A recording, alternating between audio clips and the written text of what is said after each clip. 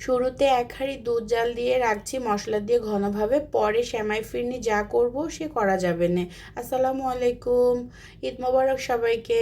আশা করছি সবাই অনেক বেশি ভালো আছেন। তো যাই হোক, আপনাদের ঈদের প্রস্তুতি কেমন, কি কি করলেন অবশ্যই একটু জানাবেন। তারপর কেমন আছেন সবাই? আমার তো কাজ করতে করতে অবস্থা একেবারেই খারাপ, খুব অবস্থা খারাপ। মানে কি বলবো, এই কুরবানির আগে এত কাজ থাকে আমি জানি না।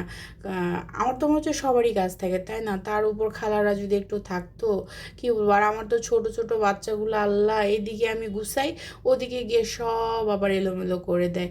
কি যে একটা অবস্থা! আমি না ছোটবেলায় যখন ছিলাম, মানে ছোট কেন, বিয়ের আগ অবধি বিছানাটাতে কি যে মানে পরিষ্কার না হলে থাকতামই না, বসতামও না, শুইতামও না। আর এখন এই বাচ্চা কাচ্চা খেলনা ফেলে, এই ফেলে সেই ফেলে, মানে কি যে একটা অবস্থা, এর ভিতরে থাকতে হয়।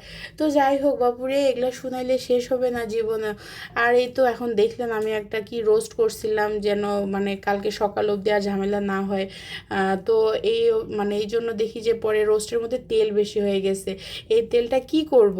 পরে তো ফ্রিজে দেখলাম বেগুন তিন চারটা গড়াগড়ি খাচ্ছিল, একটা আলু কেটে দিয়ে ওই তেল ঝোলমোল দিয়ে একটা ভাজি করে নিলাম। এই ভাজিটা আবার ওদের বাবার খুব পছন্দ। যাই হোক বাবা, আজকে রাতটা ওদের বাবার যদি হয়ে যায়, আর পুরুষ মানুষের যদি খাওয়াটা ঠিকঠাক হয়ে যায়, আর আমাদের বাচ্চা আর আমাদের অত ঝামেলা থাকে না। তো যাই হোক, এদিকে আবার কি বলে, মেয়েরে খেতে দিয়ে গেছিলাম, খায় না, এসে দেখি ফেলে টেলে বসে আছে, সে আবার এই যে এসে আবার ওকে খাওয়ানো হচ্ছে।